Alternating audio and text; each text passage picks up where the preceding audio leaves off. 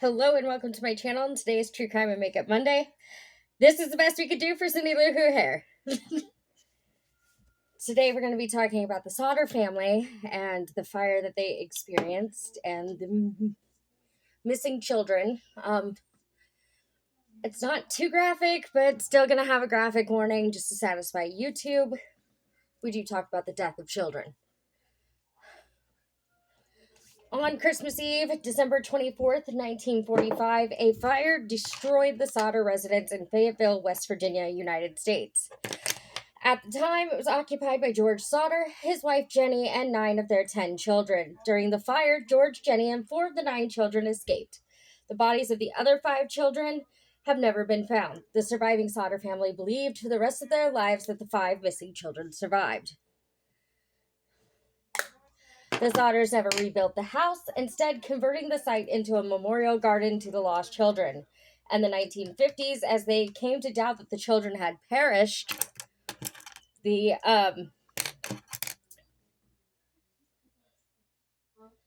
family put up a billboard at the site along State Route 16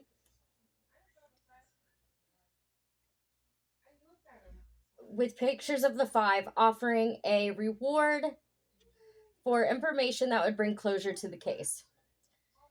It remained standing until shortly after Jenny Sodder's death in 1989. In support of their belief that the children survived, the Sodders had pointed to a number of unusual circumstances before and during the fire. George disputed the Fayetteville Fire Department's finding that the blaze was electrical in origin, noting that he had recently had the house rewired and inspected.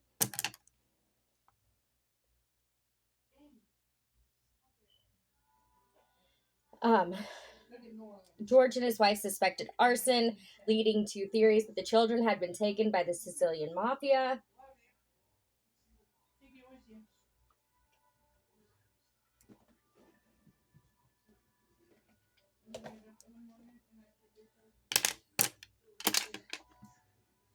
Perhaps in retaliation for George's outspoken criticism of the fascist government of his native Italy.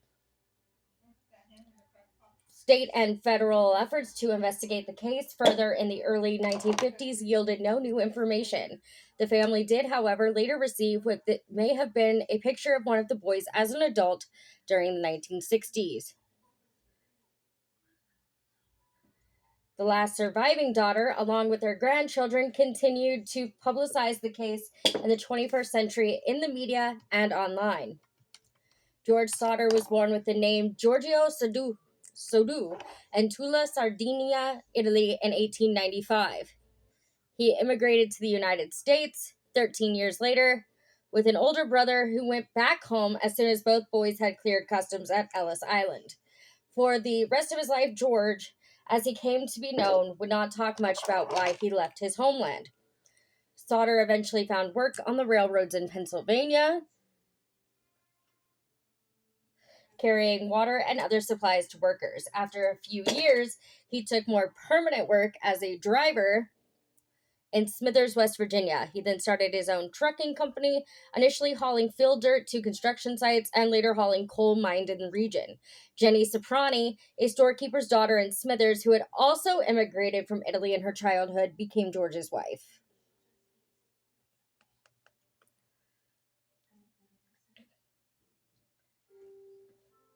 The Sodders settled outside nearby Fayetteville, which had a large population of Italian immigrants, in a 2-story timber frame house 2 miles north of town. In 1923, they had the first of their 10 children.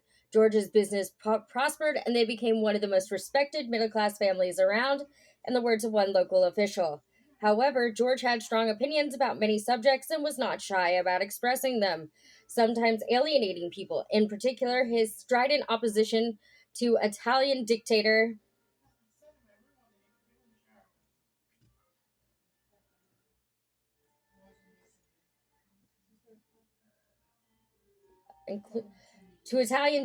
Benito Mussolini, and had led to some strong arguments with other members of the immigrant community. The last of the Sodder children, Sylvia, was born in 1942. By then, their second oldest son, Joe, 21, had left home to serve in the military during World War II. The following year, Mussolini was deposed and executed. However, George's criticism of the late dictator had left some hard feelings.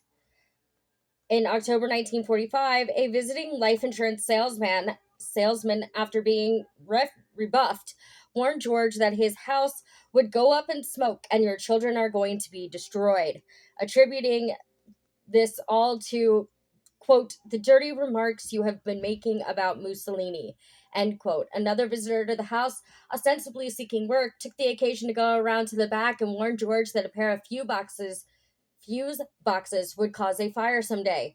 George was puzzled by the observation since he had just had the house rewired when an electric stove was installed, and the local electric company had said afterwards it was safe. In the weeks before Christmas that year, George's older sons had also noticed a strange car parked along the main highway through town, its occupants watching the younger Sodder children as they returned from school. Because that's suspicious. Like, how would they have openly predicted that, there was going to be a fire and whatnot? Unless they had something to do with it, right? It's possible. It's possible because this gets sketchy fast. The Sodder family celebrated on Christmas Eve, 1945. Marion, 19, the oldest daughter, had been working at a dime store in downtown Fayetteville, and she surprised three of her younger sisters, Martha, 12, Jenny, 8, and Betty, 5, with new toys she had bought for them as gifts. The younger children were so excited that they asked their mother if they could stay up past what would have been their usual bedtime. At 10 p.m., Jenny told them they could stay up a little later, as long as the two oldest boys who were still awake, 14-year-old Morris and 9-year-old brother Lewis, remember to put the cows in and feed the chickens before going to bed.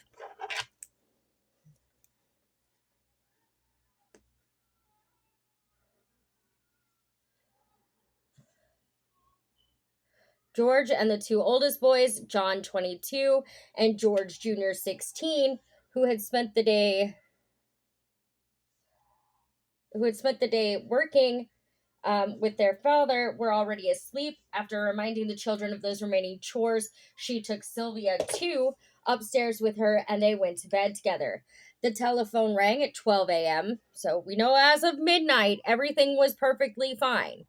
Nothing had happened at midnight. So technically, it would have been Christmas Day that this fire actually happened.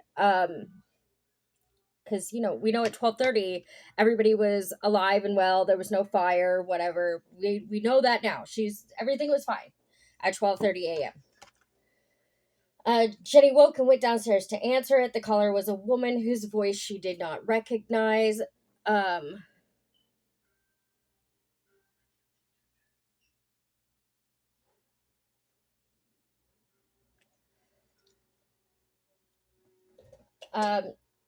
Okay, the caller was a woman whose voice she did not recognize, asking for a name she was not familiar with the sound of laughter in the background.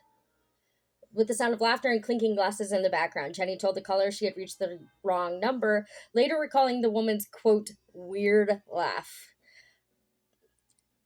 I don't know what that means. Like, what's a weird laugh? Like, evil cackle type weird laugh? Or, like, she snorts when she laughs kind of weird laugh? Because I do that. Anybody else do that? I do that.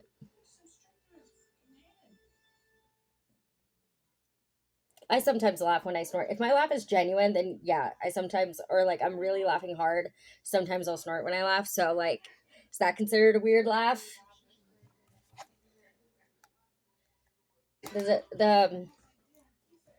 She hung up and returned to bed, and as she did, she noticed that the lights were still on and the curtains were not drawn, two things the children normally attended to when they stayed up later than their parents. Marion had fallen asleep on the living room couch, so Jenny assumed the other children who had stayed up later had gone back up to the attic where they slept. She closed the curtains, turned out the lights, and returned to bed. At 1 a.m., Jenny was again awakened by the sound of an object hitting the house's roof with a loud bang, then a rolling noise. After hearing nothing further, she went back to sleep. After another half hour, she woke up again, smelling smoke. When she got up again, she found the room that George used for his office on fire around the telephone line and fuse box. Jenny woke him, and he in turn woke his older sons.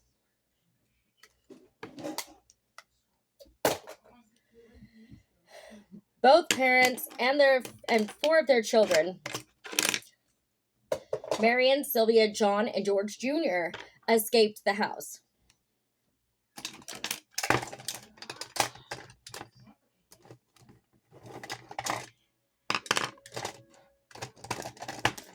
Give me just a second, because this is going to take some work here.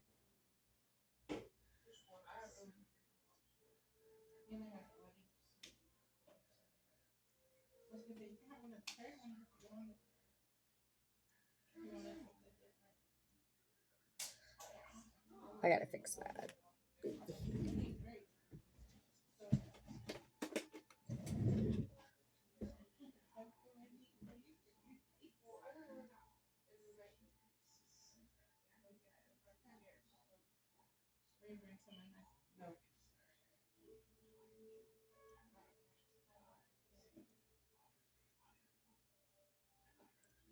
Sorry, give me just a second. I messed this up, so I'm like trying to fix it.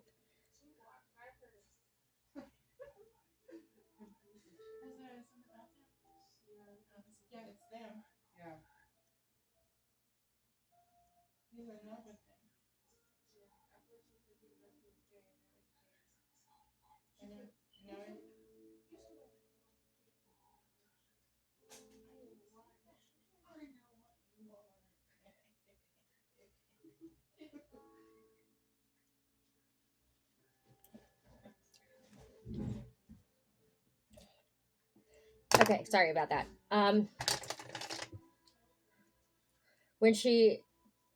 Both parents and four of their children, Marion, Sylvia, and George Jr., escaped the house. They frantically yelled to the children upstairs, but heard no response.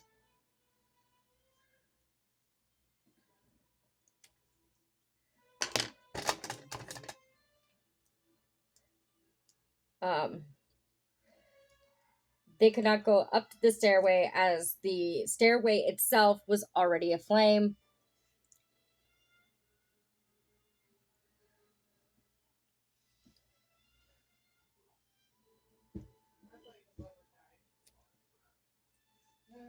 Sorry, I'm trying to do this and do this, so like I keep messing up.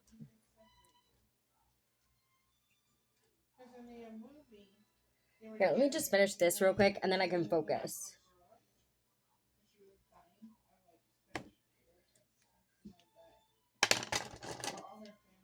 It'll go fast if I can focus on it. The series is kind of a little different, so I don't know.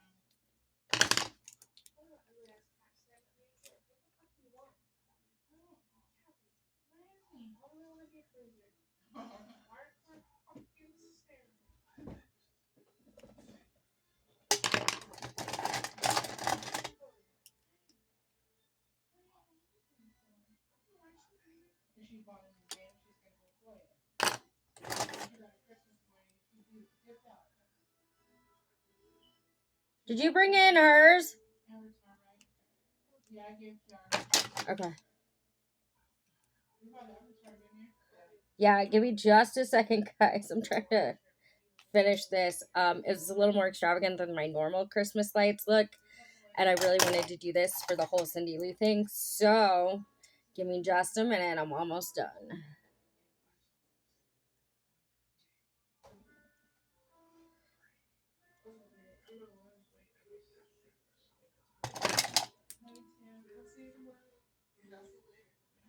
You'll be hungry in a little bit. Come down here and bother me. You know it's true. Mama, I'm hungry.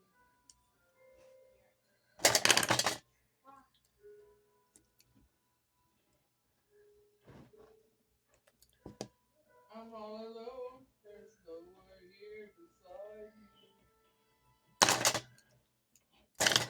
course, it's not open yet. All right, we're almost ready to return to the story. Almost done. Almost done.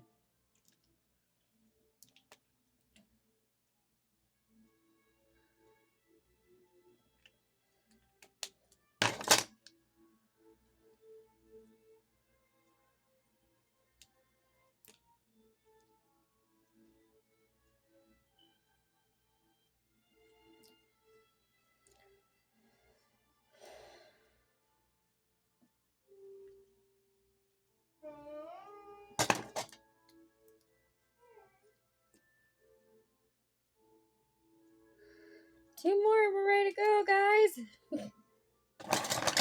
This took a lot more than I thought it was gonna. Oh, I guess there's 3 more, whatever.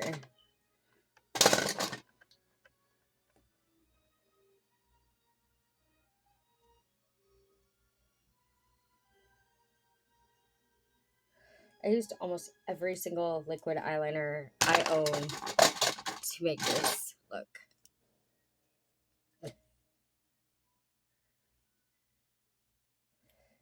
Okay. That was fun. That was fun. All right. We're back.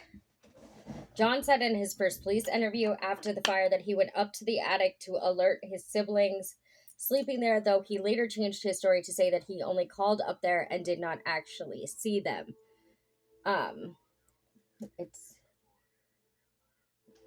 It's a sad story. Efforts to find, aid, and rescue the children were unexpectedly complicated. The phone didn't work, first of all.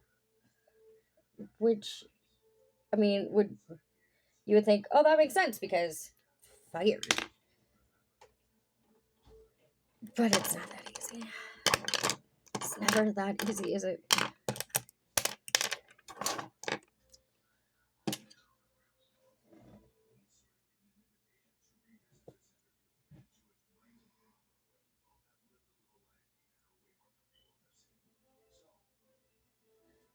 Okay.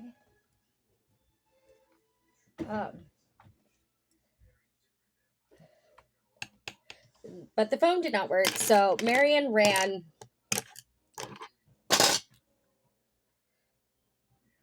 to the neighbor's house to call the Fayetteville Fire Department.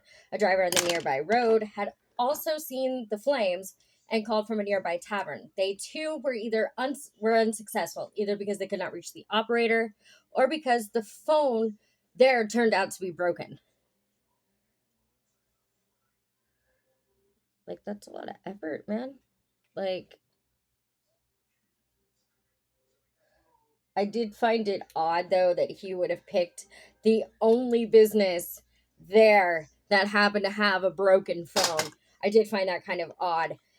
Either the neighbor or the passing motorist was eventually successful in reaching the fire department from another phone in the center of town. So they tried just going next door and calling. That didn't work. This guy tried going to a tavern and calling. That didn't work. So they had to go all the way to the center of town to, call it in. And then, of course, then you got to wait for them to get there. So basically, by the time they got there, any chance that the children might have been alive was kind of greatly greatly diminished by the fact that it took them so long to get help. George, barefoot, attempted to climb the house's outside wall and broke open a window, cutting his arm in the process. He and his sons intended to use a ladder in the attic to rescue the other children, but it was not in its usual spot, resting against the house, and could not be found nearby. Which, I mean, still getting suspicion here. It's like super, super serious because now the ladder that's always by the side of the house is suddenly missing.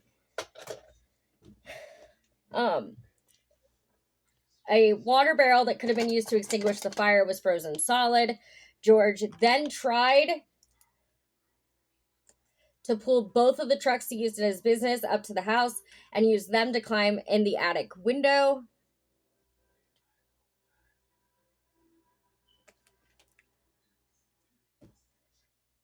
Um, but neither of them would start despite having worked perfectly fine the previous day. So, like, everything going on over here is super suspicious, right? Like, what are the odds that nothing works?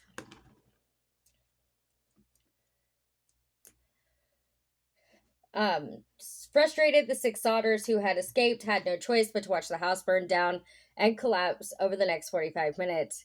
They assumed the other 5 children had perished in the blaze.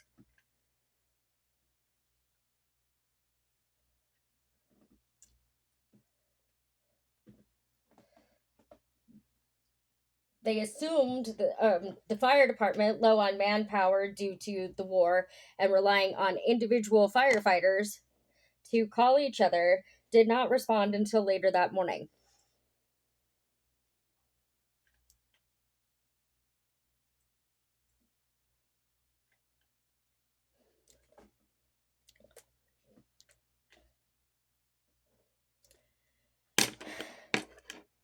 Chief F.J. Morris said the next day that the already slow response was further hampered by his inability to drive the fire truck, requiring that he wait until someone who could drive said fire truck was available. Like, why are you the chief firefighter and you don't know how to drive the truck? There had to be somebody more qualified for this job. The firefighters, one of whom was a brother of Jenny's, could do little but look through the ashes that were left in the Sodders' basement. By 10 a.m., Morris told the Sodders that they had not found any bones.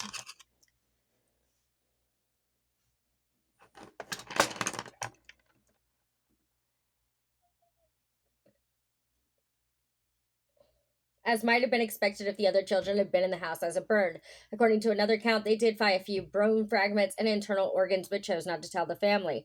It has also been noted by modern fire professionals that their search was cursory at best. Nevertheless, Morris believed that the 5 children unaccounted for had died in the fire, suggesting it had been hot enough to burn their bodies completely. Morris told George to leave the site undisturbed so that the state fire marshal's office could conduct a more thorough investigation. However, after 4 days, George and his wife could not bear the site anymore, so he bulldozed 5 feet of dirt over the site with the intention of converting it to a memorial garden for the lost children. The local coroner convened an inquest the next day, which held that the fire was an accident caused by faulty wiring. Among the jurors was the man who had threatened George that his house would be burned down and the children destroyed, and retribution for his anti-Mussolini remarks. Death certificates for the 5 children were issued December 30th.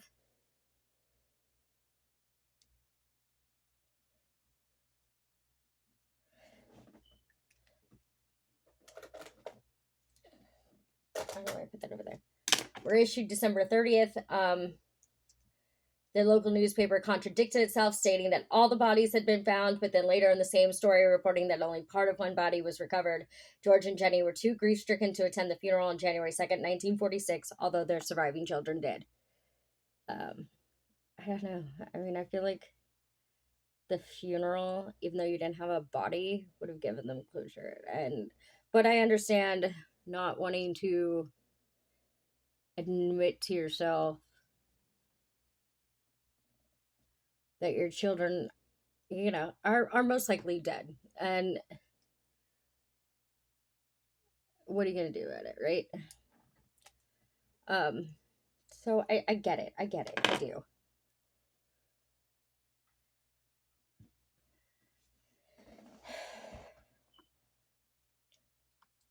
Not long afterward, as they began to rebuild their lives, The Sodder family started to question all the official findings about the fire. They wondered why, if it had been caused by an electrical problem. The family's Christmas lights had remained on throughout the fire's early stages when the power should have gone out. Then they found the ladder that had been missing from the side of the house on the night of the fire at the bottom of an embankment 75 feet away. A telephone repairman told the Sodders that the house's phone line had not been burned through in the fire as they had initially thought, but cut by someone who had been willing and able to climb 14 feet up the pole and reach 2 feet away from it to do so. A man whom neighbors had been seen stealing a block and tackle from the property around the time of the fire, was identified and arrested. He admitted to the theft and claimed he had been the one who cut the phone line, thinking it was a power line, but denied having anything to do with the fire. However, no record identifying the suspect exists, and why would he have wanted to cut any utility lines to the Sodder house while stealing the block and tackle has never been explained. Jenny said in 1968 that if he had cut the power line, she and her husband, along with their other 4 children, would never have been able to make it out of the house.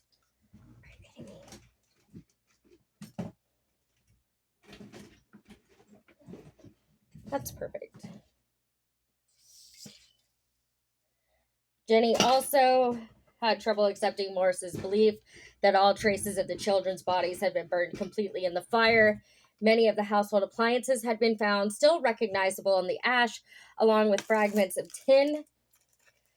the tin roof. She contrasted the results of the fire with a newspaper account of a similar house fire that she read around the same time that killed a family of 7. Skeletal remains of all the victims were reported to have been found in that case. Jenny burned small pieces of animal bones to see if they would be completely consumed. None ever were. An employee of the local crematorium she contacted told her that human bones remain even after bodies are burned at 2,000 degrees Fahrenheit for 2 hours, far longer and hotter than the house fire could have been. The Sodder's truck failure to start was also considered. George believed they had been tampered with, perhaps by the same man who stole the block and tackle and cut the phone line. However, one of George's son-in-laws told the Charleston Gazette-Mail in 2013 that he came to believe that Sodder and his sons might have, in their haste to start the trucks, flooded the engines. Sadly, that is possible. Especially back then, they weren't, high-end trucks like what we have now. So it is possible that they are the reason they could not get the trucks to start, if that makes sense. But yeah. Some accounts have suggested the wrong number phone call to the Sodder house might have also somehow been connected to the fire. However, investigators had come to believe or had located the woman who had made the call. She confirmed it had been a wrong number on her part and had been drinking that evening. As spring approached, the Sodders, as they had said they would, planted flowers in the soil, bulldozed over the house. Jenny tended it carefully for the rest of her life. However, further developments in early 1946 reinforced the family's belief that the children they were memorializing might in fact be alive somewhere. Evidence soon emerged indicating that the fire had not started in an electrical fault and was instead set deliberately. The driver of a bus that passed through Fayetteville later Christmas Eve said he had seen some people throwing balls of fire at the house. A few months later, when the snow had melted, Sylvia found a small, hard, dark green rubber ball-like object in the brush nearby. George, recalling his wife's account of a loud thump on the roof before the fire, said it looked like a pineapple bomb hand grenade or some other incendiary device used in combat. The family later claimed that, contrary to the fire marshal's conclusion, the fire had started on the roof, although by then there was no way to prove it. Other witnesses claimed to have seen the missing Sodder children themselves. One woman who had been watching the fire from the road said she had seen some of them peering out of a passing car while the house was burning. Another woman at a rest stop between Fayetteville and Charleston said she had served them breakfast the next morning and noted the presence of a car with Florida license plates in the rest stop's parking lot as well. The Sodders hired a private investigator named C.C. Tensley from the nearby town of Gawley Bridge to look into the case. Tinsley informed the family that the insurance salesman who had threatened George over his anti-Mussolini sentiments had been on the coroner's jury that ruled the fire an accident. He also learned of rumors around Fayetteville that despite his report to the Sodders that no remains had been found in the ashes, Morris had found a heart, which he later packed into a metal box and secretly buried.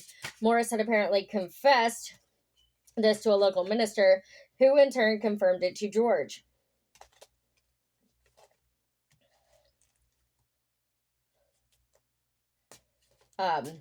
They took what they found inside the box to a local funeral director, who, after examining it, told them it was in reality fresh beef liver that had never been exposed to fire. Later, more rumors circled around Fayetteville that Morrison afterwards admitted the box with the liver had indeed not come from the fire originally. He had supposedly placed it there in the hope that the Sodders would find it and be satisfied that the missing children had indeed died in the fire. On one occasion, George saw a magazine photo of a group of young ballet dancers in New York City, one of whom looked like his missing daughter, Betty. He drove all the way to the girl's school, where his repeated demands to see the girl himself were refused. In August 1949, George was able to persuade Oscar Hunter to supervise a new search through the dirt at the house site. After a very thorough search, artifacts including a dictionary that had belonged to the children and some coins were found. Several small bone fragments were unearthed, determined to have been human vertebrae. Since the transverse recesses are fused, the age of this individual at death should have been 16 or 17 years. The top limit of age should be about 22, since the centra, which normally fuse at 23, is still unfused.